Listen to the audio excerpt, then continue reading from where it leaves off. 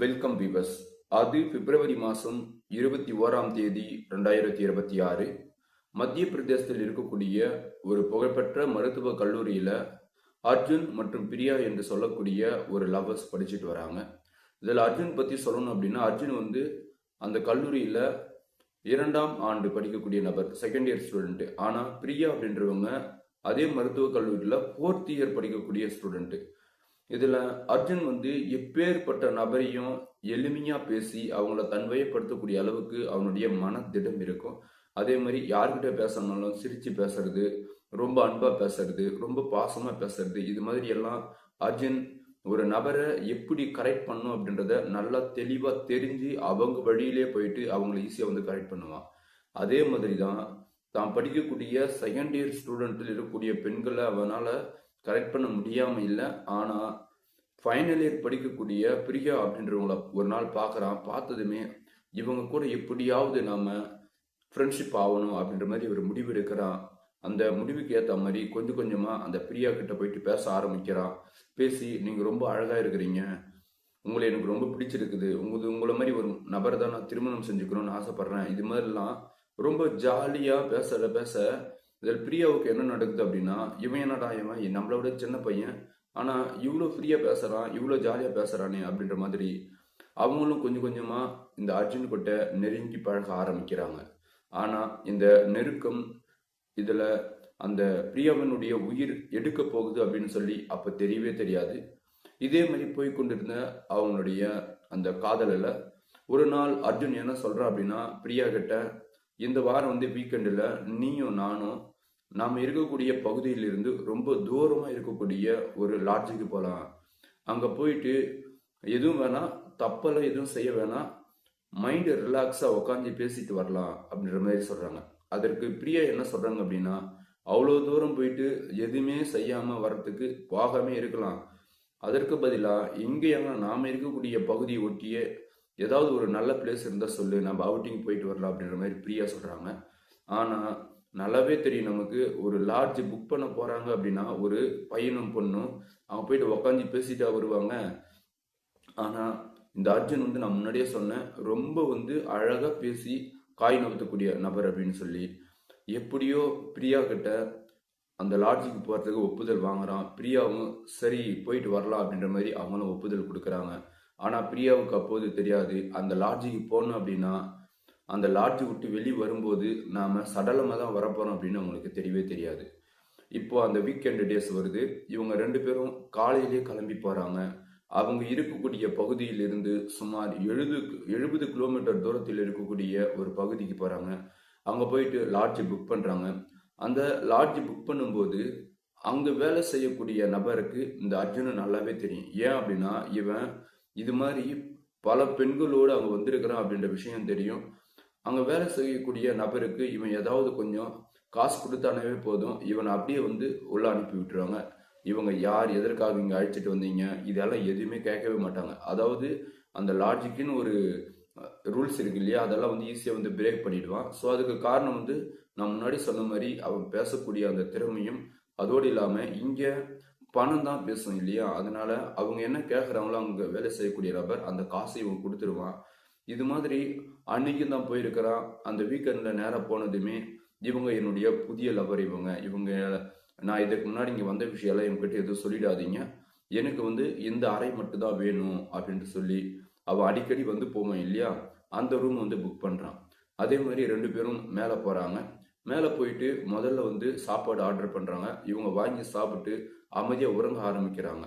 உறங்க ஆரம்பிச்சுட்டு கொஞ்ச நேரம் கழித்து அர்ஜுன் என்ன பண்ணுறான் அப்படின்னா, சரி இதே மாதிரியே படுத்துட்டு இருந்தா எப்படி, வந்த வேலை என்ன ஏது அப்படின்னு சொல்லி சொல்லுங்கள், உங்கள் வீட்டில் நான் ஒரு நாள் வந்து பொண்ணு கேட்டு உங்களை நான் திருமணம் செஞ்சுக்கலான்னு இருக்கிறேன் அப்படின்னு சொல்லி அர்ஜுன் தான் ஆரம்பிக்கிறான். அதற்கு பிரியா என்ன சொல்கிறாங்க அப்படின்னா, நீ என்னை விட சின்ன பையன் 2 வருஷம், எப்படி வந்து அதை அக்செப்ட் பண்ணிப்பாங்க என்னுடைய பேரண்ட்ஸு, அதெல்லாம் அக்செப்ட் பண்ணிக்க மாட்டாங்க.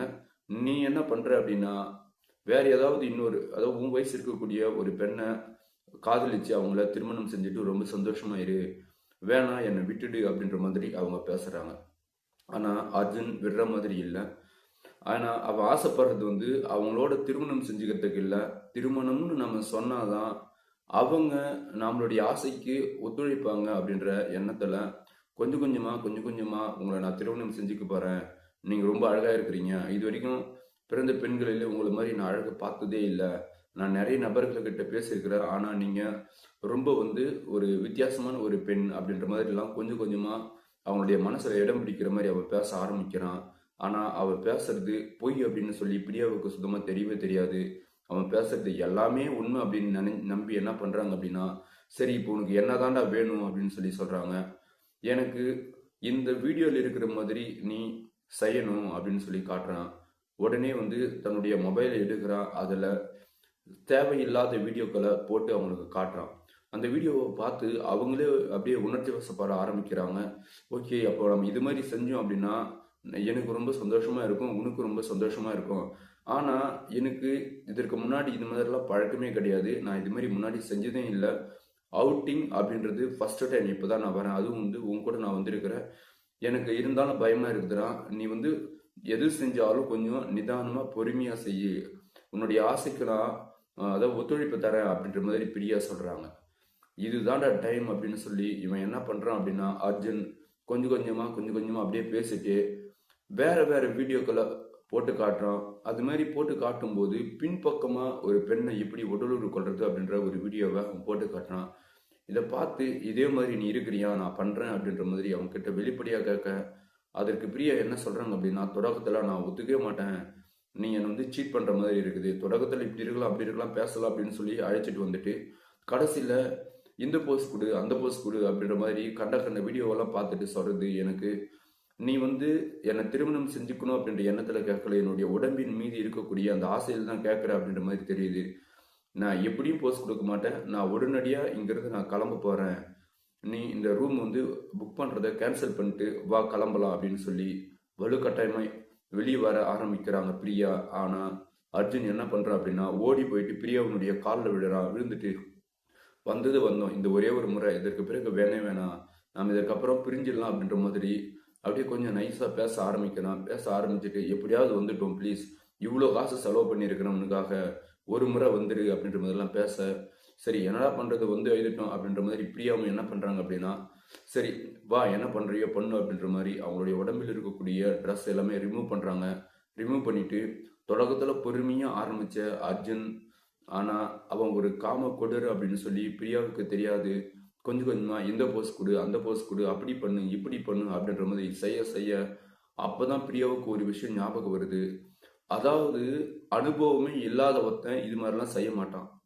நல்ல ஒரு அனுபவமானவன் தான் இந்த வேலையை செய்வான். அதே மாதிரி நம்மளை விட 2 வருஷம் சின்ன பையன். அப்படின்னா இவன் இதற்கு முன்பு இது மாதிரி பல பெண்களை இங்க அழைச்சிட்டு இது மாதிரிலாம் அவன் செஞ்சிருக்கிறான் அப்படின்ற விஷயம் அப்பதான் பிரியாவுக்கு தெரியுது. டேய் நீ உடனடியா நிறுத்துறா, இதுக்கு பிறகு நான் உன் கூட இருக்க நான் விரும்பல. நீ இதுக்கு முன்னாடி பல பெண்களோடு இது மாதிரி நீ இருந்திருக்கிற போல, ஆகையால் தான் ஒரு எக்ஸ்பீரியன்ஸ் பர்சன் எப்படி செய்வாங்களோ அதே மாதிரி நீயும் செய்யற. ஆனா எனக்கு இது புதுசு, இதுக்கு முன்னாடி நான் இது மாதிரி செய்ததே இல்லை அப்படின்ற மாதிரிலாம் எடுத்து சொல்ல, இதெல்லாம் கேட்காத அர்ஜுன் என்ன பண்றான் அப்படின்னா, பிரியாவனுடைய வாயில அவங்களுடைய உள்ளாடை எடுத்து அழுத்தி பிடிச்சு பேசாத அளவுக்கு பண்றான். அதே மாதிரி செஞ்சுட்டே இருக்கும்போது இவங்களை பின்பக்கம் போஸ்ட் கொடுக்க சொல்றான். ஆனா அவங்க ஒத்துக்க மாட்டேங்கிறாங்க. அப்ப என்ன பண்றான் அப்படின்னா, இவ்வளோ நேரம் அவன் உடலுறவு பண்ணான் இல்லையா, இதை வீடியோவை எடுத்து வச்சிருக்கிறான். வீடியோவை எடுத்துட்டு இதை பாரு, நீ என் கூட இருக்கிறது, நீ ட்ரெஸ்ஸை ரிமூவ் பண்றது, இது எல்லாமே நான் வீடியோவை எடுத்து வச்சுட்டேன். நீ இதற்கு பிறகு இங்கிருந்து நீ எஸ்கேப் ஆகவே முடியாது. நான் என்னென்னலாம் சொல்றணும், எப்படியெல்லாம் படுக்க சொல்லணும், அது மாதிரியெல்லாம் நீ படுத்தே தீரணும். இல்லை அப்படின்னா இந்த வீடியோவை உடனடியாக ஆன்லைன்லேயும் உங்களுடைய அப்பா அம்மா கிட்டையும் நான் போட்டு காட்டிடுவேன் அப்படின்னு சொல்லி சொல்கிறான். இப்போ நம்ம எல்லாரும் ஒரு விஷயம் யோசிக்கணும். எப்படி அப்பா அம்மா கிட்ட போட்டுருவான், இந்த வீடியோவை எடுத்து அனுப்பிவிட்டுருவான். ஏற்கனவே அந்த பிரியா கிட்ட பேசும்போது அந்த பிரியா என்ன பண்ணியிருக்கிறாங்க அப்படின்னா, தன்னுடைய மொபைல் ஃபோனில் ரீசார்ஜ் காலி ஆயிடுச்சு அப்படின்னு சொல்லி அவங்களுடைய அப்பா ஃபோன்ல இருந்து அம்மா ஃபோன்ல இருந்து கால் பண்ணியிருக்கிறாங்க. அது இவன் சேவ் பண்ணி வச்சிருக்கிறான். அப்போ இவனுடைய மூமெண்ட் அப்படின்றது கரெக்டா இருந்திருக்குது. ஏதாவது ஒரு விஷயம் இவங்க கிட்ட இருந்து நமக்கு கிடைச்சிச்சு அப்படின்னா உடனே அதை வச்சு இவங்களை பிளாக்மெயில் பண்ணணும். உன்னுடைய அப்பாவுக்கு வீடியோ அனுப்பிடு, உன்னுடைய அம்மாவுக்கு இந்த வீடியோ அனுப்பிடுன்ற மாதிரி நாம பிளாக்மெயில் பண்ணலான்ற எண்ணத்துல தான் முன்கூட்டியே இவன் அதை சேவ் பண்ணி வைக்கிறான். எல்லாரும் நம்ம யோசிக்க தவறுனது. ஆனா அவன் கரெக்டா அதை இது மாதிரி பண்ணாதான் இவங்க அடங்குவாங்க அப்படின்ற மாதிரி இந்த வீடியோவை எடுத்து வச்சு அந்த பிரியாவை வந்து மிரட்ட ஆரம்பிக்கிறான். நீ இது மாதிரி பண்ணு, இப்படி தூக்கு, காலை அப்படி தூக்கு, இப்படி செய்யி, அதை செய்யி அப்படின்ற மாதிரிலாம் சொல்லி ரொம்ப டார்ச்சர் பண்றான். ஒரு கட்டத்துல பிரியாவுக்கு தெரிஞ்சு போச்சு, நாம தெரியாம இங்க வந்து மாட்டிட்டோம். இவன் நாம நினைக்கிற மாதிரி நல்லவனே கிடையாது. நல்லவன் தோட்டத்தில் இருக்கக்கூடிய ஒரு கெட்டவன் அப்படின்ற மாதிரி சொல்றான். அதாவது அவங்க பிரியா வந்து நினைக்கிறாங்க, இவன் ஒரு கெட்டவன் அப்படின்னு சொல்லி. இப்போ பிரியாவுக்கு கொஞ்சம் கொஞ்சமா தன்னுடைய அடிவயிறு வலிக்க ஆரம்பிக்குது. அப்பயும் அவங்க என்ன சொல்றாங்க அப்படின்னா, அந்த வாயில் இருக்கக்கூடிய அந்த உள்ளாடை எடுத்து அவங்களே வந்து ட்ரை பண்ணி எடுத்து வெளியே போட்டு, டேய் வலிக்குதுடா உள்ளாடை, அதாவது உள்வயிறு பயங்கரமா வலிக்குது, இது மாதிரி வலிக்கக்கூடாது, பெண்களுக்கு இது மாதிரி வயிறு வலி வந்தது அப்படின்னாவே அவங்களுக்கு கட்டாயம் ரத்தப்போக்கு வரும், நான் சொல்றதை கேளுடா, நிறுத்து, நம்ம கிளம்பலாம் அப்படின்றாங்க. உடனே இவனும் வந்து நல்லவன் மாதிரி அப்படியே நிறுத்திடுறான். நிறுத்திட்டு என்ன ஆச்சு அப்படின்னு சொல்லி கேட்குறான். டேய் எனக்கு வந்து அடி வயிறு வலிக்குது, அது மாதிரி வலிக்கக்கூடாது, அது மாதிரி வலிச்சுது அப்படின்னாவே கட்டாயம் வந்து வயிற்றுப்போக்கு, அதாவது ரத்தப்போக்கு ஏற்படும் அப்படின்ற மாதிரி சொல்றாங்க. சரி, உடனே அவன் என்ன சொல்றான்னா, நீ என்ன பண்றனா, ஒரு முறை வந்து பக்கத்துல இருக்கக்கூடிய பாத்ரூமுக்கு போயிட்டு வந்துரு, நீ சரியா போயிடும் அப்படின்ற மாதிரி சொல்றான். அவங்களும் பாத்ரூம் போறாங்க. போயிட்டு வந்து அந்த, அதாவது எப்படி சொல்றது அப்படின்னா, சில் தண்ணியெல்லாம் ஊற்றி கழுவுறாங்க. இருந்தாலும் அந்த வலி அப்படின்றத நிற்கவே இல்லை. இவன் அர்ஜுன் கொஞ்ச நேரம் சும்மா உட்காந்து யோசிக்கிறான். அடடா, ஒருவேளை இவங்க நம்மளை ஏமாத்துறதுக்கு இது மாதிரி சொல்றாங்களோ என்னவோன்னு சொல்லி தெரியல. இதற்கு பிறகு இவளை விடவே கூடாது அப்படின்ற மாதிரி திரும்ப போயிட்டு ஒழுங்கா வந்து என் கூட படுக்கிறியா இல்லையா அப்படின்ற மாதிரி சொல்ல, அதற்கு பிரியா என்ன சொல்றாங்கன்னா, என்னால முடியாது, எனக்கு பயங்கரமான, அதாவது அடி வயிறு பயங்கரமா வலிக்குது, என்னால எதுவுமே பண்ண முடியாது, என்னை விட்டு அப்படின்றான். இந்த பாரு, ஒரே ஒரு டச் பண்ண அப்படின்னா இந்த வீடியோ, நீ என் கூட இருந்த வீடியோ உங்களுடைய அப்பாவுக்கு போயிட்டு விழுந்துடும். நீ மாட்டிட்டு உன்னை வீட்டுக்கு போன அப்படின்னா உன்னை சாகடிச்சிருவாங்க, ஞாபகம் இருக்கட்டும், ஒழுங்கா வந்து படு அப்படின்னு சொல்லி அப்பவும் பிளாக்மெயில் பண்றாங்க. ஆனா பிரியாவுக்கு ஒரு விஷயம் தெரிஞ்சிருச்சு, நாம தேவையில்லாம இங்க வந்து மாட்டிட்டோம். சரி, வந்தோம், வர்றதை அனுபவிச்சுதான் ஆகணும் அப்படின்ற மாதிரி போறாங்க. போனதுமே, நீ எனக்கு இது மாதிரி போஸ்ட் கொடு, நான் பின்பக்கமா பண்ண போறேன். அவனுடைய டார்கெட் எல்லாமே பின்பக்கம் பின்பக்கம் பின்பக்கம் அப்படின்றது தான் டார்கெட்டா இருக்குது. ஏன் அப்படின்னு சொல்லி எனக்கு தெரியல. ஒருவேளை அவனுடைய டேஸ்ட் அது மாதிரி என்னவோ அப்படின்னு சொல்லி நமக்கு தெரியல. இது மாதிரி தேவையில்லாத எண்ணங்கள் வர்றதுக்கு முழுக்க முழுக்க காரணம் மொபைல் ஃபோன். அந்த மொபைல் ஃபோனில் கண்ட வீடியோக்களை பார்த்துட்டு, ஸோ இது எல்லாமே வந்து ஒரு செட்டிங் அப்படின்னு சொல்லி நம்ம நிறைய பேருக்கு தெரியாது. அதாவது நாம் பார்க்கக்கூடிய அந்த வீடியோ இருக்குது இல்லையா, தேவையில்லாத வீடியோக்கள், அது எல்லாமே நீங்களும் நானும் நினைக்கிற மாதிரி ஒரே நாள் எடுக்கக்கூடிய வீடியோஸ் கிடையாது. அதாவது ஒரு வீடியோவை சாதாரணமாக நம்ம பார்க்கக்கூடிய ஒரு சினிமா, ஒரு படத்தை எப்படி ஒவ்வொரு நாள் கொஞ்சம் கொஞ்சம் கொஞ்சம் கொஞ்சம் எடுக்கிறாங்களோ, அதே மாதிரி தான் இந்த வீடியோக்களையும் மாச கணக்கெல்லாம் எடுப்பாங்க. அது மாதிரி எடுத்துட்டு அது எல்லாத்தையும் அதாவது ஒன்னா மெர்ஜி பண்ணி தான் நமக்கு ஒரு ஃபுல் வீடியோ, ஒரு 30 நிமிஷம், ஒரு 20 நிமிஷம் அப்படின்ற மாதிரி ஒரு ஃபுல் வீடியோவை விடுறாங்க. ஆனால் அது நமக்கு எதுவுமே தெரியாது. நம்ம என்ன நினைக்கிறோம், அடடா இவன் பாரு 1 ஹவர் கூட இருக்கிறான், இது பாரு 2 ஹவர் கூட இருக்கிறான் அப்படின்னு சொல்லி நினைக்கிறோம். அது முழுக்க முழுக்க தவறு. ஒரு மனிதனுடைய செக்ஸ் உடலுறவு அப்படின்றது அதிகபட்சமா ஒரு 2 முதல் 3 நிமிடங்கள் மட்டும்தான் இருக்கும். ஆனா இதற்கு பின்னாடி ஒரு பெரிய வியாபாரமே அடங்கி இருக்குது அப்படின்னு சொல்லி நமக்கு யாருக்குமே தெரியாது. 1/2 மணி நேரம், 1 மணி நேரம், இதெல்லாம் நம்மளுடைய அதாவது 6 அறிவு படித்த மனிதனுடைய ஒரு, எப்படி சொல்றது, ஒரு செயலே கிடையாது. ஏன் அப்படின்னா, ஒரு ஆணும் பெண்ணும் ஒன்னா உடலுறவில் இருக்கிறாங்க அப்படின்னா அதிகபட்சமா 2 அல்லது 3 நிமிடங்கள் அப்படின்றது மட்டும்தான் ஒரு முழுமையான ஒரு உடலுறவு. ஆனா இது என்ன ஆகுது அப்படின்னா, காலப்போக்கில் கொஞ்சம் கொஞ்சமா வியாபாரமயப்படுத்துறாங்க. வியாபாரமயப்படுத்தி, அதாவது 10 நிமிஷம் இருக்கிறது, அரை ஹவர் இருக்கிறது, 1 ஹவர் இருக்குது அப்படின்ற மாதிரி விளம்பரப்படுத்தி, இதற்கு பின்னாடி ஒரு மிகப்பெரிய ஒரு வியாபாரமே நடந்துட்டு இருக்குது. அது எல்லாமே போலி அப்படின்னு சொல்லி நம்மளுக்கு சுத்தமாக தெரியவே தெரியாது. ஒரு விஷயம் நல்லா யோசிங்க, நம்மளுடைய முன்னோர்கள், தாத்தா பாட்டி இவங்கெல்லாம் வந்து பார்த்தீங்கன்னா ஒரு கூட்டு குடும்பத்தில் இருப்பாங்க. ஸோ நல்லா ஒற்றுமையாக தான் இருப்பாங்க. இவங்க எப்படி இணை சேர்றாங்கன்னே தெரியாது. திடீர்னு பார்த்தா ஒரு குழந்தை பிறக்கும். அது எப்படி அப்படின்னா நம்ம நிறைய பேர் யோசிக்கலாம், இதுதான் சரிங்களா. ஸோ அந்த ஒரு நிமிஷம் இல்லை 2 நிமிஷம் தான் உடலுறவு கொள்வாங்க சரிங்களா. அதிலே வந்து பார்த்தீங்க அப்படின்னா வேணுன்ற அளவுக்கு ஒரு குழந்தை பெற்றுக்கக்கூடிய அளவுக்கு எல்லா ஒரு, எப்படி சொல்றது அப்படின்னா, முழுமை பெற அளவுக்கு எல்லாமே அடங்கி தான் இருக்கும் சரிங்களா. இவ்வளோதான் உடலுறவு அப்படின்றது. ஆனால் நாம தான் என்ன நினைக்கிறோம், 1 ஹவர் இருக்கணும், 1 ஹவர் இருக்கணும் அப்படின்னு சொல்லி நினைக்கிறோம். அது மனித குலத்திற்கே ஒரு எதிரான செயல் அப்படின்றது இப்பயாவது நீங்க புரிஞ்சுக்கங்க. சரி, வாங்க ஸ்டோரிக்குள்ள போகலாம். இப்போ அந்த பிரியா என்ன பண்றாங்க அப்படின்னா, வேற வழியே இல்லை, அவனோட படுத்து தான் ஆகணும், அவன் பின்பக்கம் பண்ணு முன்பக்கம் பண்ணு அப்படின்ற மாதிரி ரொம்ப சித்திரவதை பண்றான். ஒரு கட்டத்தில் என்ன ஆகுது அப்படின்னா பிரியாவினுடைய பிறப்புறுப்பிலிருந்து லேசா வந்து ரத்தம் கசிது. ரத்தம் கசிதுமே பிரியாவுக்கு ஒரு விஷயம் தெரிஞ்சு போச்சு.